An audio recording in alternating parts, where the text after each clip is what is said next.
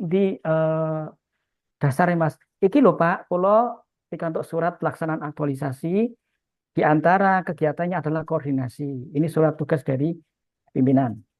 Oh, Kayak gitu nggih. ya, sebagai Nggih. legal standing. Oke, selamat melaksanakan aktualisasi. Nggih, matur Saya suwun. kembalikan kepada moderator Ibu Dr. Rana. Dan Oke, terima kasih baik. Pak Sotik ya selaku mentor. Oke.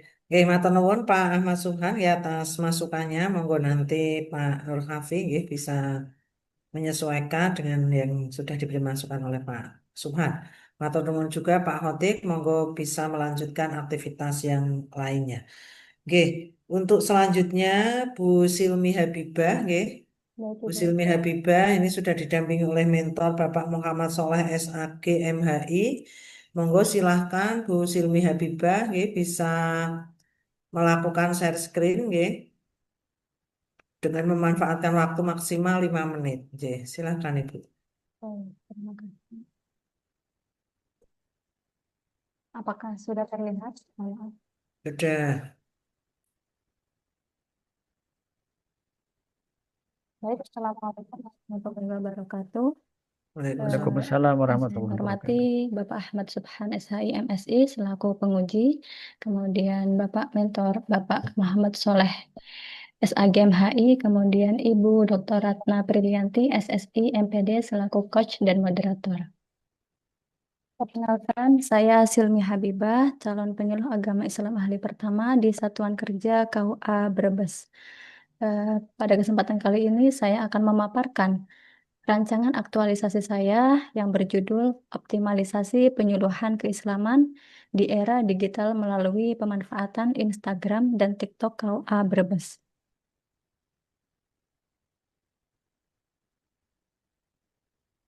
Identifikasi isunya yaitu 5 isu yang didapatkan. Yang pertama yaitu kurang maksimalnya bimbingan perkawinan bagi calon pengantin yang memiliki kesibukan yang tinggi. Ini merupakan sumber isunya yaitu Smart ASN. Kemudian rendahnya literasi digital ASN penyuluh di KUA Brebes yang merupakan keterkaitannya dengan Smart ASN juga. Kemudian kurang optimalnya pelayanan digital sehingga pelayanan menjadi lambat, itu keterkaitannya dengan manajemen ASN dan Smart ASN. Kemudian isu yang keempat yaitu minimnya konten digital tentang penyuluhan keislaman di media sosial KUA Brebes yang merupakan keterkaitannya dengan Smart ASN. Dan yang terakhir yaitu belum optimalnya pengelolaan arsip data secara digital di KUA Brebes yang merupakan keterkaitannya dengan Smart ASN.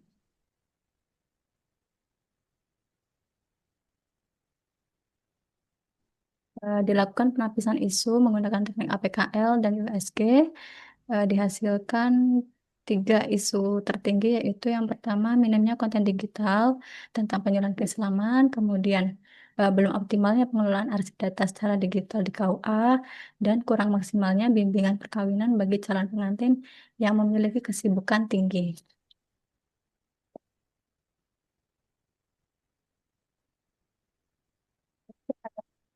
Daftar isu menggunakan diagram fishbone. Yang pertama yaitu dari Manpower, di antaranya keterbatasan SDM, kurangnya pelatihan, kemudian kurangnya inisiatif, kemudian milieu atau environment, itu belum adanya kalender perencanaan konten, kemudian tidak ada evaluasi rutin terhadap kinerja konten yang sudah ada.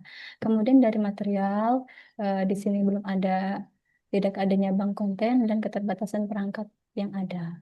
Kemudian dari metode, di sini belum ada SOP tentang perencanaan konten, kemudian tidak adanya pelatihan dan tidak mengikuti tren digital di Indonesia.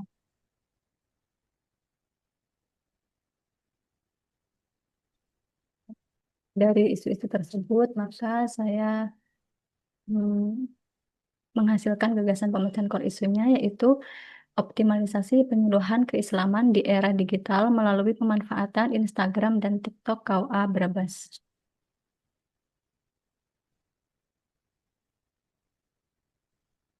Berikut adalah rancangan kegiatannya. Yang pertama yaitu membuat perencanaan kegiatan optimalisasi penyuluhan keislaman, di antaranya melakukan identifikasi target dan membuat kalender konten selama 30 hari.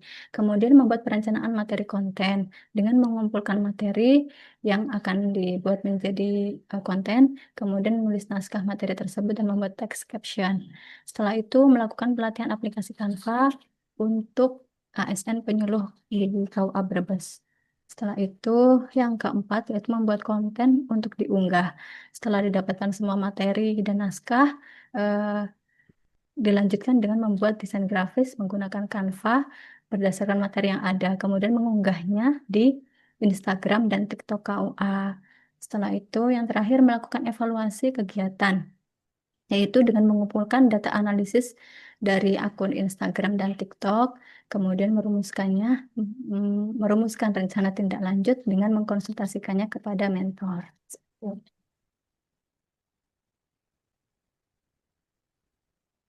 Berikut adalah jadwal kegiatan terkait rancangan kegiatan tersebut. Dilakukan selama 30 hari.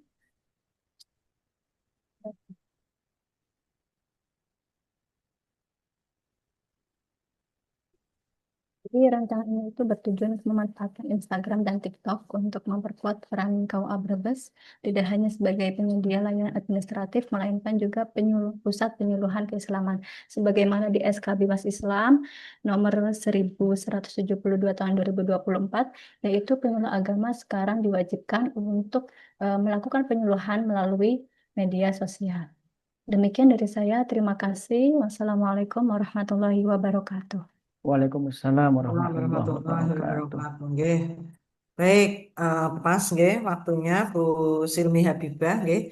Selanjutnya Pak Muhammad Soleh nggih selaku mentor dari Bu Silmi Habibah dipersilahkan.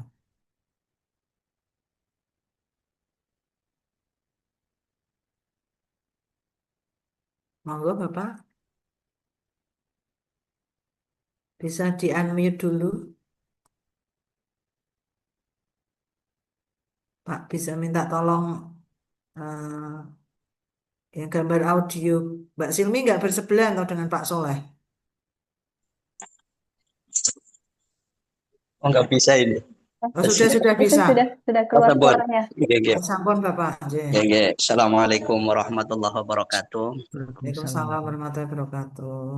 Ibu Dr. Ratna selaku coach dan moderator yang saya hormati, dan Bapak Subhan MSI selaku penguji yang saya hormati, Mbak Silmi Habibah yang berbahagia. Alhamdulillah, saya selaku Kepala KUA Brebes mengucapkan terima kasih atas apa yang dirancang oleh Mbak Silmi. Kami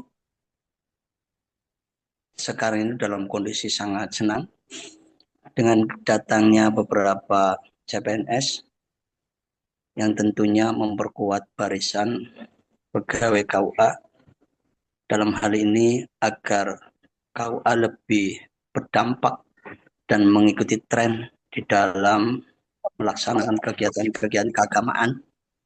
Selama ini memang KUA dikesankan hanya lembaga pencatat nikah, dan memang itu tidak salah karena sesuai dengan aturannya begitu, tetapi banyak layanan-layanan yang memang masih belum tersosialisasi dengan baik, khususnya dari bagian penyuluhan, perwakafan, yang memang memerlukan sentuhan teknologi. Nah, adanya teman-teman yang baru masuk ini, termasuk Mbak Silmi ini, menjadikan kami sangat bergembira, apalagi dengan karyanya hari ini, untuk bahasanya memanfaatkan teknologi kekinian, TikTok dan Instagram, agar kegiatan-kegiatan penyuluhan di KUA ini dapat diakses oleh masyarakat, apalagi dalam era kekinian di mana segala hal itu tidak bisa lepas dari teknologi, apalagi baru-baru ini juga kita menyaksikan adanya hal-hal terkait dengan demo dan sebagainya. Tentu peran penyuluhan itu sangat penting di dalam menyampaikan pesan-pesan damai agar bisa diterima oleh masyarakat. Jadi sebagai sesama pegawai KUA, kepala KUA Brebes, saya sangat mendukung apa yang menjadi karya ataupun rancangan Mbak Silmi. Mudah-mudahan ini menambah kreativitas teman-teman dari penghulu juga yang menitik beratkan perlunya ada digitalisasi maupun pemanfaatan konten-konten kekinian agar pesan-pesan baik itu penyuluhan, perwakafan maupun pelaksanaan nikah itu bisa diakses oleh masyarakat. Jadi secara mendasar saya sangat mengapresiasi apa yang menjadi rancangan kerja dari Mbak Silmi. Mudah-mudahan ini membawa bahasanya itu menular kepada kami yang sudah berusia agar tidak ketinggalan zaman memanfaatkan teknologi kekinian medsos untuk menyampaikan pesan-pesan maupun layanan KUA agar lebih diterima oleh masyarakat dan juga agar mengikuti tren kekinian. Saya kira itu Bu Moderator dan Bapak Penguji. Mudah-mudahan apa yang dilakukan oleh Mbak Silmi nanti menambah khasanah keilmuan dan juga menggugah kesadaran kami untuk memanfaatkan teknologi kekinian untuk menyampaikan pesan-pesan keagamaan khususnya Islam agar bisa diterima oleh masyarakat. Terima kasih. Assalamualaikum warahmatullahi wabarakatuh. Waalaikumsalam warahmatullahi wabarakatuh. Matur nuwun Pak Muhammad Soleh. Selanjutnya dari penguji Pak Ahmad Subhan SHI MSI dipersilakan. Baik, terima kasih Ibu Dr. Ratna selaku coach, dan juga moderator, coach dan moderator. Kemudian Pak Muhammad Soleh selaku mentor. Saudari Silmi, coba dibuka di matriksnya halaman 20. Ya, di situ ada output kalender konten selama 30 hari. Kalender konten selama 30 hari. Berarti panjenengan tiap hari akan mengupload selama aktualisasi. Tidak Pak, jadi nanti dibikin pembagian gitu kan, mulai mengupload itu tanggal 22 September ya. Nah, nanti ini dibagi misal 1 minggu berapa kali, hari ini upload di TikTok atau di Instagram kayak gitu. Nanti jenis kontennya juga dibagi-bagi seperti itu. Apakah Reels atau infografis. 30 harinya itu 30 hari masa aktualisasi atau 30 hari apa? 30 hari berarti mulai tanggal 22 sampai 30 hari ke depan. Nah, begini. Supaya tidak mengunci atau menyandra Bu Silmi dan lebih fleksibel, bagaimana kalau bunyi hari dihapus? Baik, Bapak. Jadi panjenengan tidak tersandra ada daftar konten 30 hari. Ya, atau sesuai dengan timingnya yang ditentukan. Jadi yang penting ada konten yang sudah disiapkan. Baik, Bapak. Ya, coba bagaimana menurut panjenengan pertimbangan saya ini? Supaya tidak jenengan terikat, wah saya harus menyiapkan kalender konten ini selama 30 hari ini. Berarti gini Pak, kalender konten mingguan gitu Pak. Ya, yang penting gini, panjenengan tidak tersandra terikat harus menyiapkan sampai 30 hari. Karena tadi saya jelaskan ya, jadi 30 hari masa aktualisasi itu adalah 30 hari termasuk dari persiapan, pelaksanaan dan evaluasi serta pelaporannya. Bapak Ibu yang mengikuti aktualisasi ini begitu datang ke Bali Diklat itu sudah membuat laporan. Jadi sudah tidak ada waktu lagi untuk membuat laporan ketika 3 hari di Bali Diklat. Jadi pastikan begitu sampai ke Bali Diklat itu sudah ada laporannya. Gitu ya. Jadi coba masalah konten ini panjenengan rumuskan yang tidak mengikat ya, yang tidak menyandra. Tetapi outputnya jelas, misalnya kalender konten sudah cukup seperti itu, saya kira bisa diterima. Tidak perlu ada ya. Oke, supaya tidak salah paham nih penguji. Kadang nanti penguji akan tanya loh, mana konten selama 30 harinya. Nah, seperti itu. Yang penting ini ada kalender konten. membuat rencana konten, ya bisa kan? Tidak perlu ada kata-kata kalender, gimana?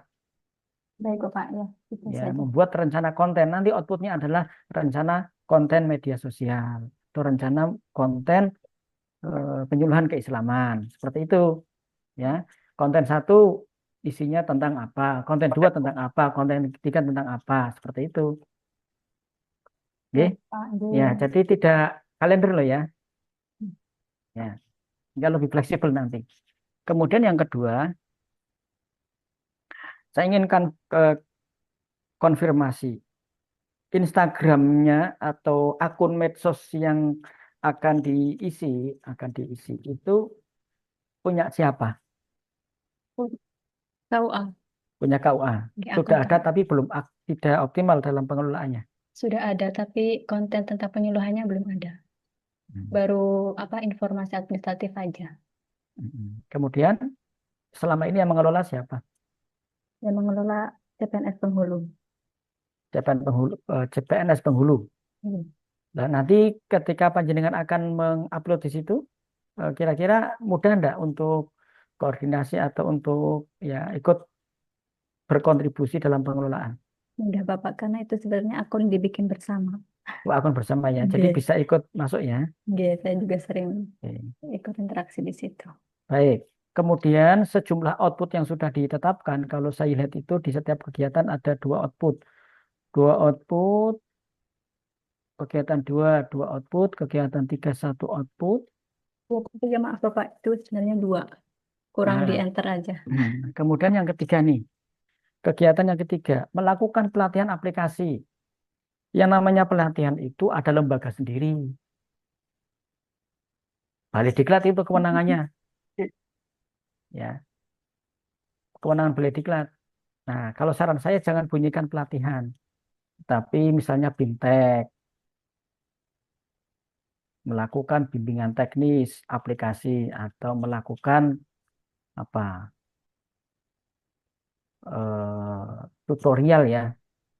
Jangan gunakan istilah pelatihan. Kalau pelatihan itu sudah ranah kelembagaan itu. Tapi kalau misalnya BIMTEK, IHT, workshop itu bisa dilakukan oleh satker-satker di luar Balai Diklat. Jadi yang nomor tiga, pelatihan diganti. Nama pelatihan diganti. Ya, oke. Kemudian kegiatan 4 juga ada dua output, kegiatan 5 ada dua output. Jumlah output yang sudah ditetapkan dalam waktu efektif 25 hari. Masa aktualisasi, apakah yakin bisa diwujudkan, Bu Silmi? Insya Allah yakin Pak. Yakin ya? Baik. Dalam melakukan kegiatan nanti melibatkan pihak lain apa tidak? Apa Bu Silmi Melibatkan sendiri?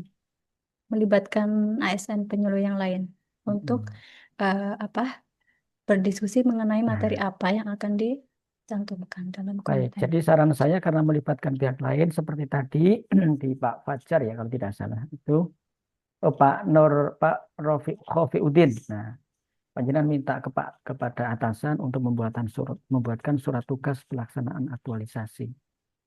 Sebagai legal standing, panjenengan melakukan kegiatan-kegiatan yang ada di rancangan. Misal koordinasi, itu kan melibatkan para penyuluh ya kan? Nah, itu butuh legal standing. Saya kira itu masukan dari saya dan selamat melaksanakan aktualisasi. Terima kasih Pak. Oke, terima kasih nggih, Pak Ahmad Subhan.